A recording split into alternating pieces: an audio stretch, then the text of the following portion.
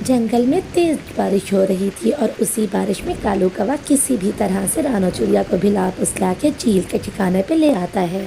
चील दी, मेरी चील दी, आओ तो मैं आपसे मिलवाने किसको ले आया हूँ, आके देखो तो।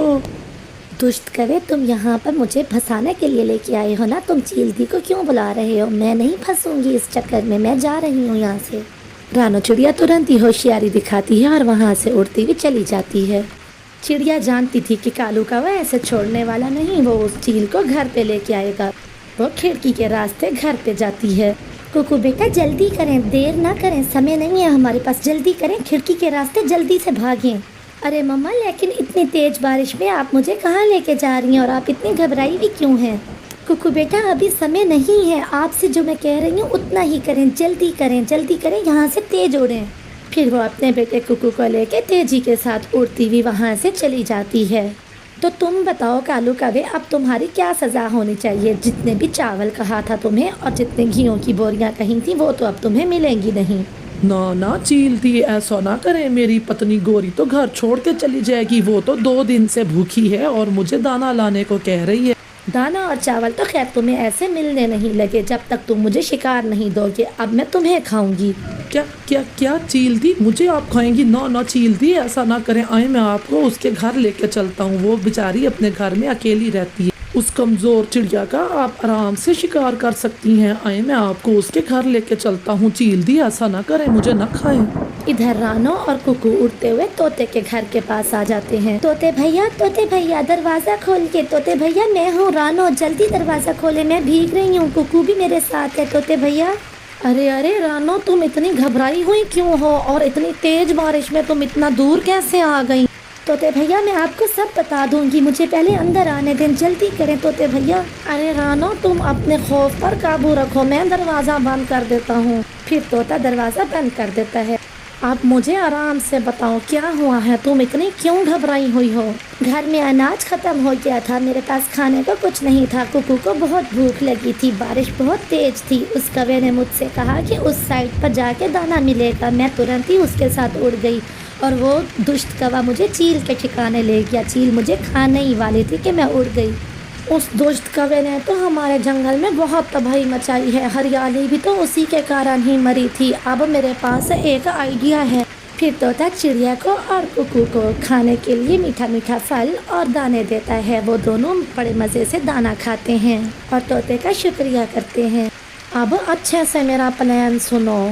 फिर तोता रानो चिड़िया को अपना प्लान बताता है कालू कौवे के बारे में। मनहूस मारे कालू, तुम फिर खाली हाथ आ गए। तुम तो कह रहे थे कि चिड़िया का सौदा करने जा रहा हूँ। कहाँ है चावल और दाने की बोरियां? अरे गोरी, कौन सा दाना, कैसा दाना? मैं तो बड़ी मुश्किल से अपनी जान बचा के भागा हूँ। वो चील तो मुझे ही खाने वाली थी, मैंने उसको चिड़िया के घर का रास्ता दिखा दिया। चिड़िया तो बहुत होशियार निकली, वो तो तुरंत ही समझ गई कि मेरा प्लान क्या है। वो तो फौरन ही वहाँ से उड़ गई और मैं बड़ी मुश्किल से जान बचा के आया हूँ। मैंने नहीं रहना तुम्हारे साथ। तुम जैसे घटिया कौवे के साथ रहे भी कौन के जो अपनी पत्नी का दाना पूरा ना कर सके। मैं जा रही हूँ तुम्हें छोड़ के अपने मैके, और अब कभी नहीं लौट के आऊंगी। मरते रहो यहाँ। ऐसे लड़ते झगड़ते तेज बारिश में गोरी कौवी कालू कौवे को छोड़ के चली जाती है। इधर चील को चिड़िया के दरवाजे के बाहर बिठा के कौवा भाग गया था और चील तब से ही चिड़िया को आवाजें लगा रही थी। तोते के प्लान के मुताबिक कुकू को तोते के घर पे छोड़ के चिड़िया अपने घर की तरफ आ जाती है। वो जानती थी कि चील वहीं बैठी है। ले चील दी, मैं आ गई, अब जल्दी से मुझे खा लें ताकि आप भी मर जाएं और फिर इस जंगल में शांति हो जाए। मैंने तो वैसे भी मरना है। ये सब सुन के चील हड़बड़ा जाती है। ये कैसी बातें तुम कर रही हो? तुम्हें खाने से मैं कैसे भला मर जाऊंगी? और तुमने कैसे मरना है? तुम्हें मैं खाऊंगी तो तुम मरोगी, तुम्हारे खाने से पहले कैसे तुम मर जाओगी? ये सारा कालू कौवे का प्लान है। मुझे एक जहरीली बीमारी है, जो भी मुझे खाएगा वो भी मर जाएगा और मैं भी 2 दिन में मरने वाली हूँ।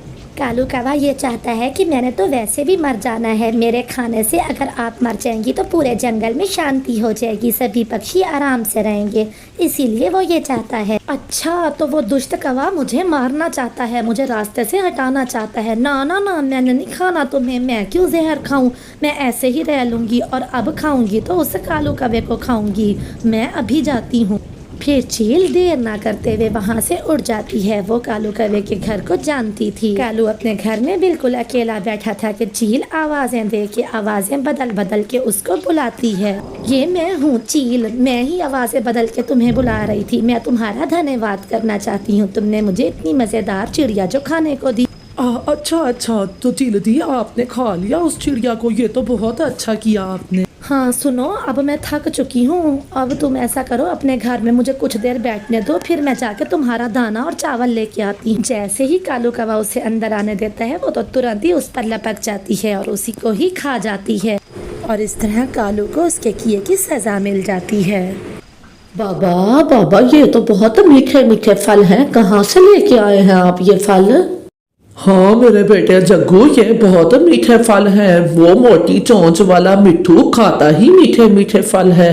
पता नहीं वो कहाँ से ढूंढ लाता है इतने मीठे फल, मैं भी उससे खींच के भाग आया।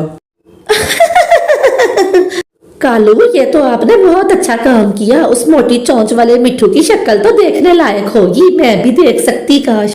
फिर एक दिन मिट्ठू तोता और हरियाली तोती नदी पर पानी पीने के लिए जा रहे होते हैं और वहीं पर एक सेब के पेड़ पे बैठा जग्गू ये सब देख रहा होता है। जग्गू दूर से आवाज लगाता है, मिट्ठू, मोटी चोंच वाले मिट्ठू, मोटी चोंच वाले मिट्ठू। मिट्ठू तोता वहीं से जग्गू की तरफ का रुख कर लेता है। हरियाली भी उसके साथ होती है। वो दोनों जग्गू के पास आके बैठ जाते हैं। जग्गू बेटा, बड़ों से इस तरह से बात नहीं करते, बहुत बुरी बात है। इस तरह से नाम बिगाड़ना अच्छी बात नहीं है किसी का। जग्गू, आज तो मैं खामोश हो गया हूँ, लेकिन आइंदा तुमने मेरा नाम बिगाड़ा तो मैं 2-4 लगाऊंगा तुम्हारे मुंह पे।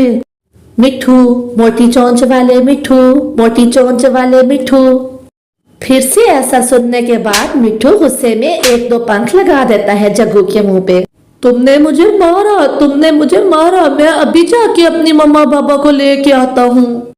ऐसा कहते हुए रोते धोते हुए जग्गू वहाँ से उड़ता हुआ घर चला जाता है। ये क्या किया मिट्ठू आपने, अब बात बिगड़ जाएगी। तो क्या मैं एक छोटे से बच्चे से अपनी बेइज्जती बर्दाश्त करता रहूं? मम्मा, उस मिट्ठू ने मुझे मारा, मुझे उसने बहुत जोर से मारा, यहाँ भी मारा, यहाँ भी उसने पंख मारा मुझे। क्या उस मोटी चोंच वाले की इतनी जुर्रत कि उसने मेरे जग्गू को मारा, मेरे बेटे को मारा उसने? आने दो आज अपने बाबा को, फिर मैं देखती हूँ किस तरह से ये करता है ऐसे। चल मेरा बेटा, तू चुप हो जा, शाबाश। कुछ देर में कालू कौवा भी काम से लौट के घर आ जाता है। तुम तो बस बाहर ही फिरते रहना, यहाँ की कोई खैर खबर है तुम्हें? जग्गू को मारा है उस मोटी चोंच वाले ने, इतनी जोर के पंख लगाए हैं मेरे बेटे को उसने। क्या उस मोटी चोंच वाले मिट्ठू ने मेरे बेटे को मारा? उसकी इतनी जुर्रत कि मेरे बेटे को वो मारेगा? आज वो मेरे से नहीं बचेगा, मैं अभी जाता हूँ उससे बदला लेने। मिट्ठू उठे, हम घर चलते हैं, चले यहाँ से, मेरा दिल घबरा रहा है। मिट्ठू, हमें यहाँ से चलना चाहिए। मैं नहीं डरता किसी से। अगर कोई बच्चा बदतमीजी करेगा तो वो मार ही खाएगा, आइंदा अगर करेगा तो आइंदा भी मुझसे मार खाएगा। मैं किसी से नहीं डरता और तुम्हें भी डरने की कोई जरूरत नहीं। मिट्ठू, आपको मेरी कसम, यहाँ से चलें बस।